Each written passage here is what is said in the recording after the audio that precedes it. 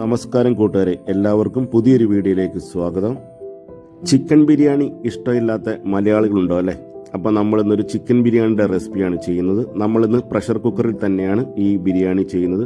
അപ്പോൾ അതീവ രുചിയിൽ നമുക്ക് കിട്ടുന്ന ഒരു ബിരിയാണിയുടെ റെസിപ്പിയാണിത്. അപ്പോൾ എല്ലാവരും ഒന്ന് ഫോളോ ചെയ്യുക.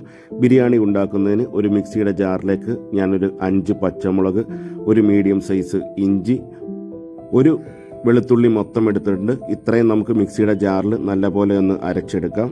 ഇനി ഞാനിവിടെ ഒരു 5 സവാള, വലിയ സൈസ് സവാളയാണ് എടുത്തിരിക്കുന്നത്. അത് കനം കുറച്ച് നന്നായിട്ട് അരിഞ്ഞിട്ടുണ്ട്. അരിഞ്ഞതിന് ശേഷം കൈകൊണ്ട് ഇതേ കൂട്ട് ഒന്ന് ഞെവടി കൊടുക്കുക. എന്നിട്ട് നമുക്കിത് ഫ്രൈ ചെയ്യാനായിട്ടുള്ളതാണ്. ബിരിയാണി ഉണ്ടാക്കുന്നതിന് ഞാനിവിടെ 1 കിലോ ചിക്കൻ്റെ മീറ്റാണ് എടുത്തിരിക്കുന്നത്. മീറ്റൊക്കെ കഴുകി നന്നായിട്ട് വൃത്തിയാക്കിയതിന് ശേഷം നമുക്കിതൊന്ന് മാരിനേറ്റ് ചെയ്ത് കൊടുക്കാം. മാരിനേറ്റ് ചെയ്യുന്നതിന് 1 ടീസ്പൂൺ മഞ്ഞൾപ്പൊടി, 3 ടീസ്പൂൺ മുളക് പൊടിയൊക്കെ ചേർത്ത് കൊടുത്തതിന് ശേഷം നമുക്കിതിൻ്റെ അകത്തേക്ക് ചിക്കൻ മസാല ചേർത്ത് കൊടുക്കാം. ഞാനിത് വീട്ടിൽ തന്നെ വറുത്ത് പൊടിച്ച ചിക്കൻ മസാലയാണ് ഇതിനകത്തേക്ക് ചേർത്ത് കൊടുക്കുന്നത്. ഞാനിവിടെ 1.5 ടീസ്പൂൺ ചിക്കൻ മസാലയാണ് ഇതിനകത്തേക്ക് ചേർത്ത് കൊടുക്കുന്നത്. ഇനി ഇതിൻ്റെ അകത്തേക്ക് നമുക്ക് 1.5 ടീസ്പൂൺ പൊടിയുപ്പ് ചേർത്ത് കൊടുക്കാം. പൊടിയുപ്പ് ചേർത്ത് കൊടുത്തതിന് ശേഷം മിക്സിയിൽ നമ്മൾ ആദ്യം അരച്ചെടുത്ത ginger garlic green chilli paste ഇതിൻ്റെ അകത്തേക്ക് ചേർത്ത് കൊടുക്കാം. അതിനുശേഷം നമുക്കിതിനകത്തേക്ക് 1 കപ്പ് നല്ല കട്ട തൈര്, വെള്ളം അധികം ഉണ്ടാവരുത്, നല്ല കട്ടിയിലുള്ള തൈര് 1 കപ്പ് ചേർത്ത് കൊടുത്ത് നമുക്കിതെല്ലാം കൂടെ ചിക്കനിലേക്ക് നന്നായിട്ട് ഒന്ന് തിരുമ്മി പിടിപ്പിക്കാം. തിരുമ്മി പിടിപ്പിച്ച് ഒരു 30 മിനിറ്റ് നമുക്ക് ഇത് മാറ്റി വെക്കാം.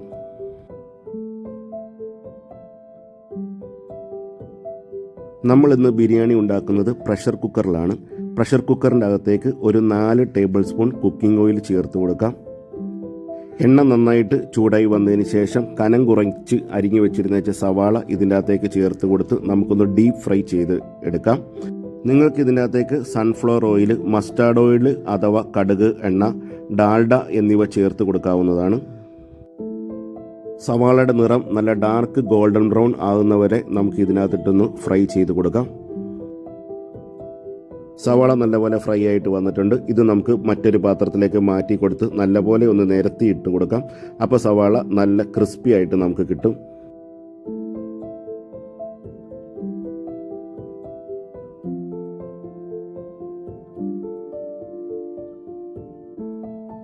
സവാള വറുത്ത അതേ എണ്ണയിലേക്ക് തന്നെ നമുക്ക് ഈ സ്പൈസസ് ചേർത്ത് കൊടുക്കാം. ജീരകം, കറുത്ത ഏലയ്ക്ക, ജാതിപത്രി, സ്റ്റാർ അനീസ്, കറുകപ്പട്ട, സാദാ ഏലയ്ക്ക, ഗ്രാമ്പു. ഇതിൻ്റെ കൂടെ തന്നെ നമുക്ക് 2 ബേ ലീഫും കൂടെ ഇതിൻ്റെ അകത്തേക്ക് ചേർത്ത് കൊടുക്കാം. ബേ ലീഫ് ചേർക്കുന്നത് ബിരിയാണിക്ക് ഒരു പ്രത്യേക ടേസ്റ്റ് തരും. ഇത് ഇതിൻ്റെ അകത്തിട്ട് ഒരൊറ്റ മിനിറ്റ് ഇതിനകത്തിട്ടൊന്ന് ഫ്രൈ ചെയ്ത് എടുക്കുക. അതിനുശേഷം നമ്മൾ മാരിനേറ്റ് ചെയ്ത് വെച്ചിരുന്ന ചിക്കൻ്റെ പീസസ് ഇതിൻ്റെ അകത്തേക്ക് ചേർത്ത് കൊടുത്ത് ഒരു 5 മിനിറ്റ് നമുക്കിതൊന്ന് ഫ്രൈ ചെയ്ത് എടുക്കാം.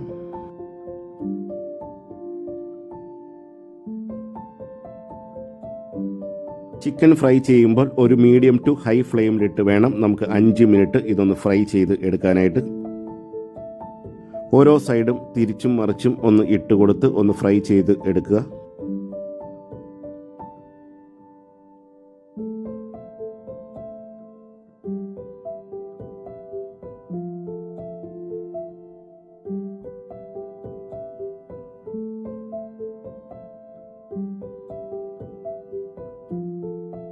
ചിക്കനൊക്കെ ഒന്ന് ഷാലോ ഫ്രൈ ചെയ്തെടുത്തിട്ടുണ്ട്. ഇനി ഇതിൻ്റെ അകത്തേക്ക് പുതിനയില, അതായത് നമ്മുടെ മിൻറ്റ് ലീവ്സ് ചേർത്ത് കൊടുക്കാം. അതിനുശേഷം ഇതിൻ്റെ അകത്തേക്ക് കൊറിയൻഡർ ലീവ്സ്, നമ്മുടെ മല്ലിയില ചേർത്ത് കൊടുക്കാം. മല്ലിയിലയും ചേർത്ത് കൊടുത്തതിന് ശേഷം നമ്മൾ നേരത്തെ വറുത്ത് വെച്ചിരുന്ന സവാളയിൽ നിന്ന് ഒരു പകുതി സവാളയോളം നമുക്ക് ഇതിൻ്റെ അകത്തേക്ക് ഇട്ട് കൊടുക്കാം.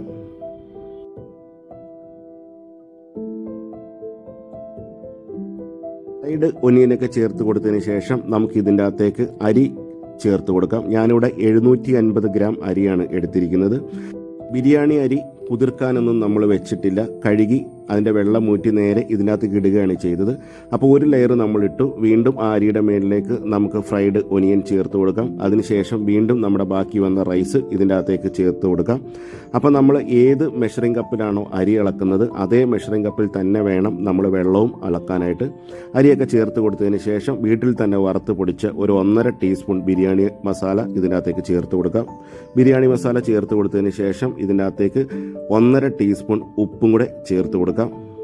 ബിരിയാണിക്കകത്ത് സാധാരണ കുങ്കുമപ്പൂ ഇട്ട് കുതിർത്ത പാല് ചേർത്ത് കൊടുക്കാറുണ്ട്. അപ്പോൾ കുങ്കുമപ്പൂ ഇല്ലാത്തവർ പശുവും പാലിൻ്റെ അകത്ത് കുറച്ച് മഞ്ഞൾപ്പൊടി ഇട്ട് നന്നായിട്ട് ഇളക്കി യോജിപ്പിച്ച് ഇതിനകത്തേക്ക് ഒഴിച്ചു കൊടുത്താൽ മതി. വീണ്ടും അതിനകത്തേക്ക് നമുക്ക് ഫ്രൈഡ് ഒനിയൻ ഇട്ട് കൊടുക്കാം. അതിനുശേഷം മല്ലിയില ഇട്ട് കൊടുത്തതിന് ശേഷം നമുക്ക് ഇതിനകത്തേക്ക് 2 ടീസ്പൂൺ നെയ്യ് ചേർത്ത് കൊടുക്കാം. നെയ്യ് ചേർത്ത് കൊടുത്തതിന് ശേഷം നമുക്ക് ഇതിനകത്തേക്ക് ഇത് വേവാൻ ആവശ്യമായ വെള്ളം ചേർത്ത് കൊടുക്കാം.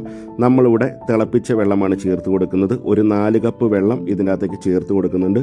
നമ്മൾ ബിരിയാണി അരി എടുത്തത് ഈ കപ്പിനാണ്. ഈ കപ്പിന് 4 കപ്പ് ബിരിയാണി അരിയാണ് എടുത്തത്. അതുകൊണ്ട് തന്നെ 4 കപ്പ് ചൂടുവെള്ളവും ഇതിനകത്തേക്ക് ഒഴിച്ചു കൊടുക്കുന്നുണ്ട്. അതായത് നമ്മുടെ അരിയും വെള്ളവും തമ്മിലുള്ള പ്രൊപ്പോർഷൻ 1:1 റേഷ്യോ ആണ്. ഇനി കുക്കറിൻ്റെ ലിഡ് മൂടി വെച്ചതിന് ശേഷം ഹൈ ഫ്ലെയിമിൽ 2 വിസിൽ വരുന്നവരെ നമുക്കിതൊന്ന് കുക്ക് ചെയ്യാം. 2 വിസിൽ അടിച്ചതിന് ശേഷം ഇതിൻ്റെ പ്രഷർ മൊത്തം റിലീസായതിന് ശേഷം മാത്രമേ ഇത് തുറക്കാവുള്ളൂ. വിസിൽ അടിച്ചതിന് ശേഷം ഏകദേശം 1 മണിക്കൂർ കഴിഞ്ഞതിന് ശേഷം മാത്രം ഈ ലിഡ് ഓപ്പൺ ചെയ്ത് കൊടുക്കാം. ബിരിയാണി സെർവ് ചെയ്യുമ്പോൾ എപ്പോഴും ചെറിയ ചൂടോടുകൂടി മാത്രമേ ബിരിയാണി സെർവ് ചെയ്യുള്ളൂ. നല്ല ചൂടോടുകൂടി സെർവ് ചെയ്താൽ നമുക്കൊരിക്കലും അതിൻ്റെ ആ ഒരു സ്പൈസസിൻ്റെ ഒന്നും ഒരു ടേസ്റ്റ് നമുക്ക് കിട്ടില്ല. ജസ്റ്റ് അതിൻ്റെ മണം മാത്രമേ നമുക്ക് കിട്ടുള്ളൂ. അപ്പോൾ ബിരിയാണി ചെറുതായിട്ടൊന്ന് ആറിയതിന് ശേഷം അത് സെർവ് ചെയ്യുക. കണ്ണിനും മൂക്കിനും നാവിനും മനസ്സിനും ഒരേപോലെ തൃപ്തി തരുന്ന അതീവ രുചിയുള്ള ഒരു ബിരിയാണിയുടെ റെസിപ്പിയാണിത്. ഒരുപാട് പണിയൊന്നുമില്ലാതെ വളരെ എളുപ്പത്തിൽ അതീവ രുചിയിൽ വെക്കാവുന്ന ഒരു ബിരിയാണിയുടെ റെസിപ്പിയാണിത്. അപ്പോൾ വീഡിയോ കണ്ട് ഇഷ്ടപ്പെട്ട കൂട്ടുകാർ ഒരിക്കലെങ്കിലും ഈ റെസിപ്പി ഒന്ന് പരീക്ഷിച്ച് നോക്കുക. നിങ്ങൾക്ക് തീർച്ചയായും ഇഷ്ടപ്പെടുന്ന ഒരു റെസിപ്പിയാണിത്. വീഡിയോ ഇഷ്ടമായെങ്കിൽ ലൈക്ക്, കമൻറ്റ്, ഷെയർ എന്നിവ ചെയ്യുക. ഞങ്ങളുടെ ചാനൽ ഇതുവരെ സബ്സ്ക്രൈബ് ചെയ്യാത്തവർ സബ്സ്ക്രൈബ് ചെയ്യുക. എല്ലാവർക്കും നന്ദി, നമസ്കാരം. ഇനി മറ്റൊരു വീഡിയോയുമായി നമുക്ക് കണ്ടുമുട്ടാം.